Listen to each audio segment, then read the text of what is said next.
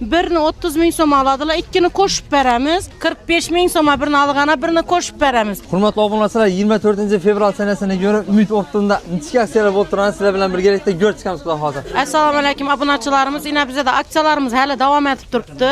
1+1 aksiyalarimiz 140 ming so'm birini olgan obunachimizga bir kolbasa plus qo'shib beramiz. Ina shu qarang. Avang 45 ming so'm birini olganda birini qo'shib beramiz. Servaland birini olganda birini qo'shib beramiz. Garatskoy birini olganda birini qo'shib beramiz. Undan hamma narsamiz aksiya narxida turibdi. Yine indikalarimiz, go'sht preslarimiz, qorin preslarimiz, dillarimiz, hamma sosiska, hamma mahsulotlarimiz bor. To'ychilar kelami, optimchilar kelami, hammasi bilan ishlashamiz. Yine ko'chada mina hamma mahsulotlarimiz bor. Yine bir bölüçke algan adama 10 ming so'm, bir bölüçke algan adama bir bölüçke bonus. Yine Şedra yağlarımız amba yine 8 ming so'm.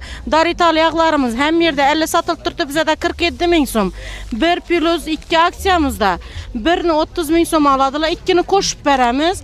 50 ming so'm bir kapçonka algani kalbasamız yine birisini qo'shib beramiz. Moskowskilarimiz 55'e birini alasız, birini qo'shib beramiz.